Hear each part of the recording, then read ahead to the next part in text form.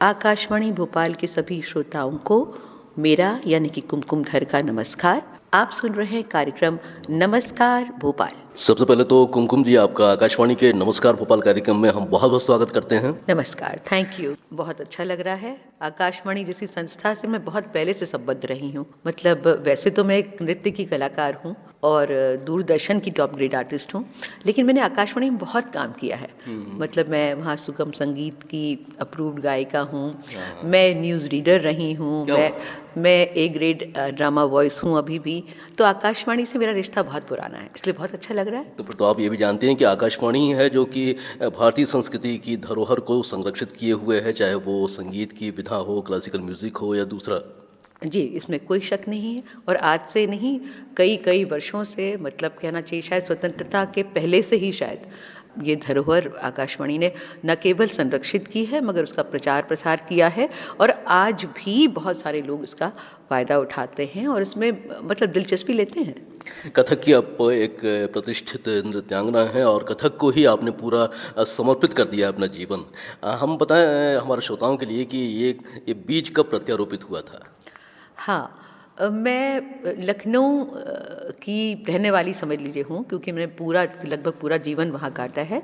तो जब मैं लखनऊ छोटी थी, जब मैं आई थी, तो ये मैंने सुना कि साहब आचार्य लखनऊ घराने के बहुत बड़े आचार्य स्वर्गीय लच्छू महाराज जी वहाँ आएंगे और वहाँ कथक केंद्र की स्थापना की जाएगी। क्योंकि ऐसा कुछ हो रहा था पिछले कुछ समय से कि वो जो कथक की गतिविधियों का सेंटर दिल्ली होता जा रहा है, क्योंकि शंभू महाराज जी वहाँ शिफ्ट हो गए थे, बिरजू महाराज, और मेरे गुरुजी जो थे वो बम्बई में 40 साल से रहे। उन्होंने बहुत फिल्मों में भी और उसके अलावा भी नृत्य निर्देशन किया।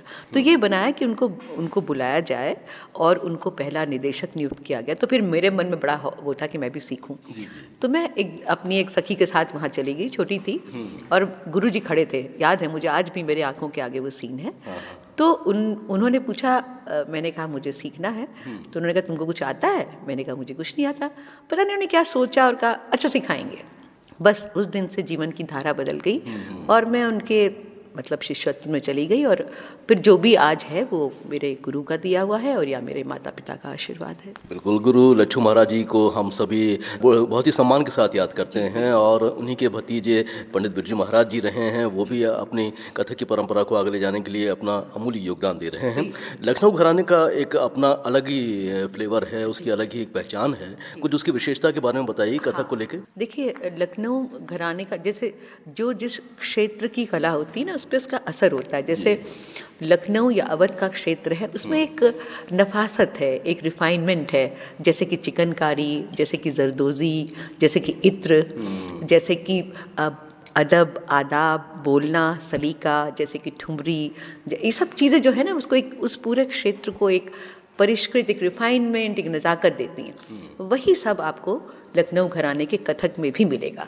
मैंने उनका मैं नहीं कहती कि बाकी घराने भी बहुत सुंदर है, चाहे जयपुर हो चाहे बनारस हो, बहुत खूबसूरत है और उनकी अपनी बात है। पर लखनऊ की क्या बात है कि वो एक तो वो बहुत समय नवाबों के और राजाओं के आश्रय में भी रहा है और उन्होंने बहुत नज़दीक, जैसे महफिलों का नृत्य होता है ना, परस्पर संवाद हो रहा है, बहुत बारीक, संवेदनशील, नाजुक अभिनय है, जैसे कि करने वाला कर रहा है और समझने वाले रसज्ञ समझ भी रहे हैं। नज़ाकत बहुत है उसमें। बिल्कुल। तो एक अभिनय में नज़ाकत, अंग में खूबसूरती, गतों में खूबसूरती और बैठकी भाव, यानी कि बैठ के एक ही भाव के, एक ही, आपने सुना होगा कि लोग ठुमरी पे एक ही लाइन पे रात रात भर हमारे गुरुजन भाव बताते थे। तो साहित्य और संगीत की जानकारी उसमें उसी प्रमुख रस को बढ़ाते हुए बंद लगा लगा के उस पर अभिनय करना, चाहे वो दोहा हो, चाहे कवित्व हो, चाहे गज़ल हो, कोई शेर हो, कोई कथा हो, उस तरह से जो है ना वो एक प्रमुख रस की सृष्टि होने लगती थी उसमें।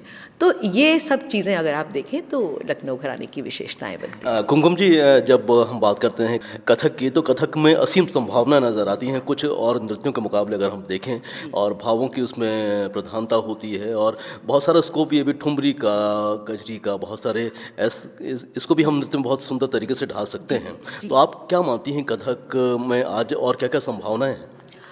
देखिए ऐसा है क्योंकि संभावनाएं बाकी सभी नृत्य शैलियों में भी हैं, अभिनय प्रधान या नृत्य पक्ष प्रधान है सब। लेकिन क्या है कि एक तो कथक जो भाषा इस्तेमाल करता है वो ज़्यादातर उत्तर भारत की, यानी कि हिंदी है, संस्कृत है, हाँ उर्दू है, इन सब की तो शायद एक बड़े दर्शक वर्ग को एक समझ में भी आता है शायद। और दूसरी बात ये है कि क्योंकि ये नाट्य शास्त्र को फॉलो तो करता है, लेकिन बिल्कुल उस तरह से नाट्य धर्मी नहीं है, थोड़ा लोक धर्मी है, थोड़ा सहज है, थोड़ा फ्लेक्सिबल है, तो इसलिए गुंजाइश ज़्यादा है। तो जब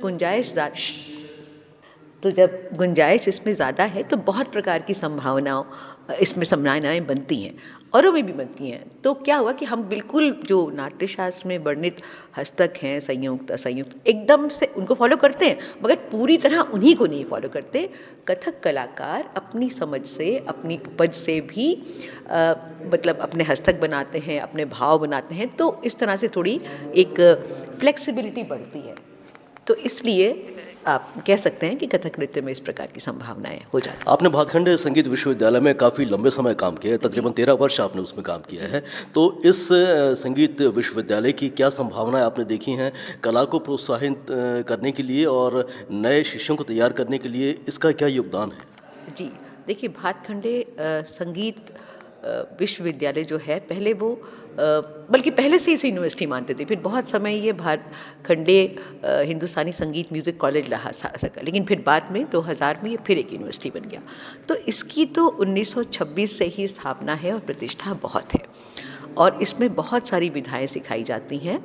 माने गायन है, गायन के भी भेद हैं, ठुमरी है, ध्रुपद है, हाँ, और लोकगीत है, कथक सिखाया जाता है, मणिपुरी सिखाया जाता है, भरतनाट्यम सिखाया जाता है और लोक नृत्य सिखाया जाता है। नृत्य की ये 4 विधाएं हैं। वादन के तमाम इंस्ट्रूमेंट्स हैं, जैसे कि सितार है, सारंगी है, सरोद भी था लेकिन अब शायद कुछ कम है, तबला है, पखावज है, इस प्रकार के बहुत सारे ऐसे वादन में, गायन में विधाओं का आपने जिक्र किया जो कि भातखंड संगीत विश्वविद्यालय में आप लोगों ने बच्चों को सिखाई। तो आपने क्या देखा है कि आज इस तरह के विश्वविद्यालयों की कितनी आवश्यकता बढ़ गई है? हाँ, ऐसा है कि बाकी भी बहुत सारे संस्थान हैं जो कि डिप्लोमा देते हैं विद्यार्थियों को, लेकिन जो नृत्य में अपना जीवन लगाते हैं विद्यार्थी, उन्हें बाहर निकल के एक डिग्री भी चाहिए ना हाथ में, कि भाई उन्होंने तो भातखंडे या और भी कुछ यूनिवर्सिटीज़ हैं जो कि master of performing arts BA इनकी भी डिग्री देती हैं, BMUs की डिग्री देती हैं। तो ये आवश्यक है ताकि वो जो भी विद्यार्थी वहाँ बाहर निकलें तो वो और लोग विद्यार्थियों के कंपटीशन में खड़े हो सकें, उनके पास एक प्रॉपर डिग्री हो, एक तालीम तो हो ही, क्योंकि ये प्रैक्टिकल विधाएं तो पहले प्रैक्टिकल आना चाहिए, फिर उसका शास्त्र पक्ष का भी ज्ञान है। तो जो इस तरह के, जैसे हम लोग सीखते थे तो हम गुरु शिष्य परंपरा में, वहाँ ये थ्योरी वगैरह कुछ नहीं, प्रैक्टिकल जो गुरु जी के मन में आए, कोई सिलेबस भी नहीं, जो उनकी इच्छा हो। लेकिन जब आप इंस्टीट्यूशंस के में भी एक बात, उसमें थोड़े प्लस पॉइंट्स ये भी होते हैं कि वो शास्त्र पक्ष पे भी ध्यान देते हैं और वो विद्यार्थियों को एक प्रॉपर डिग्री देते हैं ताकि वो आगे जाके उसमें कोई अच्छा रोजगार कर सकें। कुलपति होने के नाते आपने कुछ नए इनिशिएटिव लिए इस संस्थान में? हाँ, मैं कभी कम समय के लिए ही वहाँ पे कुलपति रही, पर मैंने ये कोशिश की कि जो पहले तो मुझे लगता था कि जो लोग वहाँ पे कर्मचारी और जो शिक्षक कार्यरत हैं उनको उन्हें क्या हम प्रोत्साहन दे सकते हैं, जैसे कि उनके लिए अगर पेंशन का लागू करना है, हालांकि बाद में हुआ नहीं, लेकिन मैंने कोशिश की थी कि इस तरह की चीज़ें हो सकें। कार्यक्रम तो रेगुलरली होते ही थे, हम लोगों के वो भी होते हैं, बच्चों के इंटर यूनिवर्सिटी कॉम्पिटिशन्स होते हैं, वो भी रेगुलरली किए, वहाँ पे संपन्न किए, और कोशिश की कि जो उनकी अपनी एक बड़ी मर्यादित एक परंपरा है वो उसको हम आगे बढ़ा पाएँ। कथक को आपने दुनिया के कोने कोने तक पहुंचाया है, कुछ ख़ास आपके अनुभव हैं जहां पर आपको लगा कि कथक वाकई उसको एक जो स्थिति है वो आज बढ़ रही आगे? हाँ, बिल्कुल, क्योंकि पहले ऐसा होता था कि शायद जो भारतीय कलाएं होती थी, विशेष रूप से शास्त्रीय कलाएं होती थी, उनके दर्शक कम होते थे विदेशों में, मतलब उनकी अपनी अपनी कलाएं थी इस तरह से। लेकिन आज मैं देखती हूँ कि इस कदर उसको लोग सीख रहे हैं और उसको सिखा रहे हैं तमाम अगर आप अपने देश में देखें तो जगह जगह संस्थाएं खुली हुई हैं, इतनी ज़्यादा कि कभी कभी लगता है ज़्यादा ही हैं, इतनी संस्थाएं, और जो अभिभावक हैं वो चाहते हैं हमारे बच्चे कम से कम किसी एक कला में जाएं, चाहे वो गायन हो या वादन हो। नृत्य में बहुत लोग जा रहे हैं, कुछ शायद वो दूरदर्शन के उनका भी प्रभाव है कि वो सीख रहे हैं, लेकिन ऐसा जो कभी कभी लोगों को लगता है ना कि हाँ भाई शास्त्रीय कलाओं के प्रति रुझान कम हो रहा है, ऐसा है नहीं। बहुत विद्यार्थी उसको सीखते हैं और आज भी सीख रहे हैं। केवल कथक की बात नहीं है, अन्य विधाओं की भी बात है।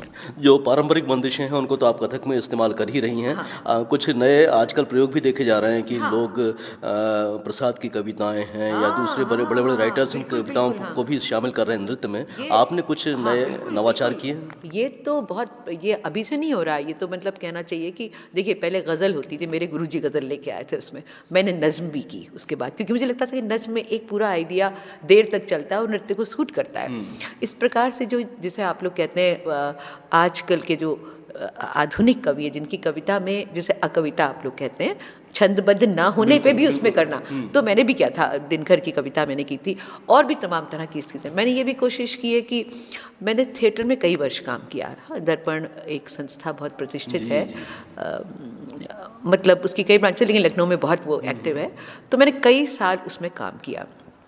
अभिनय वैसे भी मेरे गुरुजी का क्षेत्र रहा, यानी कि उनकी कला अगर आप कहें तो उसमें दो बातें बहुत प्रमुख रूप से महत्वपूर्ण थी, एक तो लास्य अंग और दूसरा अभिनय। उसके बिना वो नृत्य को, तो एक तरफ से अभिनय ये, और दूसरा जो मैंने रंगमंच में मैंने अच्छे प्ले, कम प्ले किए पर बहुत अच्छे प्ले किए, जैसे कि हायवदन किया, अबू हसन किया, हरिश्चंद्र की लड़ाई किया, और एक मैंने प्ले किया कनुप्रिया। तो जो एक नृत्य का अभिनय है और जो एक नाट्य का अभिनय है, उसको मिला के ये कुछ एक प्रयोग था कि कैसे दोनों में एक बात है। खाली नृत्य का अभिनय शायद पूरे वक्त लयबद्ध होता है, रंगमंच के भी अभिनय में अपनी एक अलग लय है, लेकिन नृत्य का तो कम्प्लीटली उस पर आधारित। तो इस तरह के प्रयोग और भी बहुत सारी चीज़ें हैं, जैसे मैंने गर्ल चाइल्ड एजुकेशन के लिए विद्या नाम का बैले किया, या नारी विमर्श की बात करें तो नारी जयती का किया। इस तरह से और तमाम चीज़ें की हैं।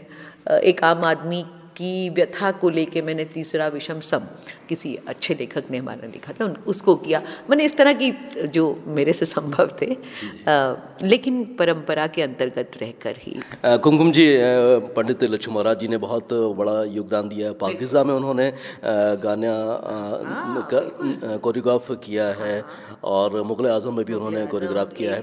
आपने कभी फिल्मों में अपना योगदान दिया? मैंने कभी फिल्मों में मतलब या तो मुझे इस तरह का कोई प्रस्ताव भी नहीं आया, और अगर कोई प्रस्ताव आया तो वो इस प्रकार के नृत्य का नहीं आया कि जो मुझे आता है, और जिस प्रकार के नृत्य का आया वो मुझे आता ही नहीं है। तो मैंने कहा नहीं भाई, ये तो मेरा फील्ड नहीं है, मैं ना कर पाऊंगी इसमें। बाकी मैंने थिएटर में, नृत्य नाटिकाओं में, बहुत सारे प्रस्तुतियों में, ग्रुप प्रस्तुति आज भी आप देखेंगे, तमाम की कोरियोग्राफी की है, मगर जो एक बॉलीवुड स्टाइल का नृत्य वो मुझे ज़्यादा नहीं आता है, तो मैं नहीं कर पाई इसमें। अच्छा, आपके जो शिष्य हैं उनके बारे में बताएं कि उनमें आप क्या संभावनाएं देख रही हैं कथक की इस परंपरा को, ताकि वो भी आगे ले जा सकें और देश का नाम दुनिया के कोने कोने में हो कथक को लेकर?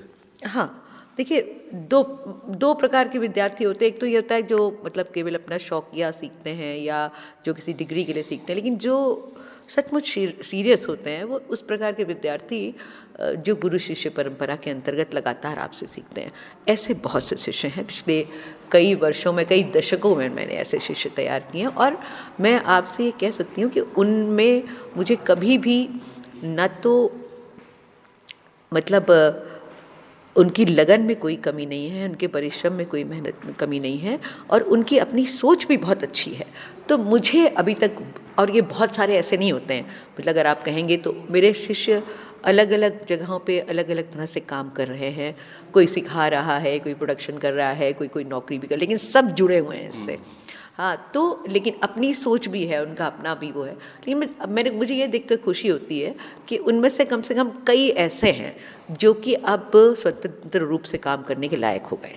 मतलब चाहे वो स्वतंत्र प्रस्तुति हो या कोई समूह नृत्य की कोरियोग्राफी हो या कुछ सोचना समझना, क्योंकि एक कार्यक्रम में केवल नाचना ही नहीं होता है, बहुत सारी चीज़ें होती हैं जो कि एक प्रस्तुति में सहायक होती हैं या बाधा बन सकती हैं, क्योंकि सब चीज़ें इतनी वल्नरेबल हैं, माने परिवर्तनशील हैं उस वक्त जब आप कोई प्रस्तुति दे रहे होते हैं।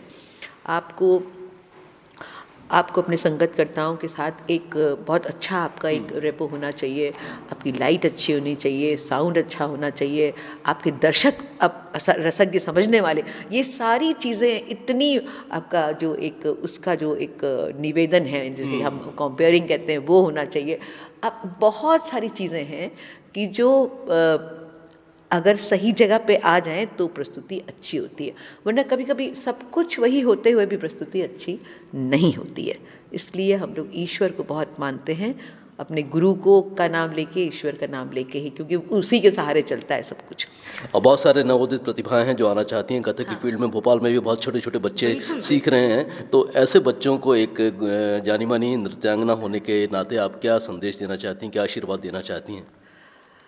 पहले तो मैं बहुत खुश हूँ कि अगर इस प्रकार के बच्चे जो मन से सीख रहे हैं, तो उसके लिए जो संदेश है एक तो यही है कि भैया इसमें कोई शॉर्टकट नहीं है, मेहनत तो पूरी करनी है, मेहनत करनी है, धैर्य रखना है, गुरु के प्रति आस्था रखनी है और कुछ लग के सीखना है। ये ऐसी चीज़ नहीं है जो आपको 1 महीने 2 महीने 1 साल 2 साल में, इसे पूरा आपको समर्पित होके कहीं आस्था रख के और मन से लगन से सीखना है और मेहनत करनी है, तो ईश्वर ज़रूर आपको फल देगा, अच्छा होगा। इससे पहले कि हम अपनी बातचीत को ख़त्म करें, आपने कहा कि आपने सुगम संगीत भी सीखा, आप गाते भी हैं, तो चलते चलते हमारे श्रोताओं को कुछ ऐसा ज़रूर सुना दें जिसमें उनको कथक का भी आनंद आ जाए और आपकी गायकी का भी आनंद आ जाए। हाँ, मैं अभी तो क्योंकि प्रैक्टिस छोटी सी कोई भी बंदिश। हाँ, मैं अपने गुरुजी का लिखा हुआ एक कविता आपको सुनाती हूँ। नाचत गोपाल लाल तक धिकिट घिगटड़ान, राधा मुस्कान आन धकड़त तुमकड़त घिन्नड़ान, मुरलीधर अधर लीन सावरे ने एक तान, राधिका ने नृत्य कियो मार के कटाक्ष बाण, दिन दिन दिन जात जात तट तट तट यमुना तट, द्रिगन द्रिगन नीर जात कुंज कुंज भटक भटक, द्रिग द्रिग द्रिग गोपिन को, द्रिग द्रिग द्रिग ग्वालन को, निरखे हैं जिनके नयन गोवर्धन धारी को, धन धन धन भाग उनके हैं, धन धन धन भाग उनके हैं, धन धन धन भाग उनके हैं। बहुत बहुत बहुत सुंदर, बहुत सुंदर। और हमारा सौभाग्य कि आपने हमें समय दिया, इतना वक्त दिया। बहुत बहुत धन्यवाद कुमकुम जी, आपने नमस्कार भोपाल कार्यक्रम के लिए वक्त दिया। फिर कभी मौका मिलेगा तो ज़रूर मुलाकात करेंगे। शुक्रिया आपका। थैंक यू, बहुत शुक्रिया, मुझे अच्छा लगा।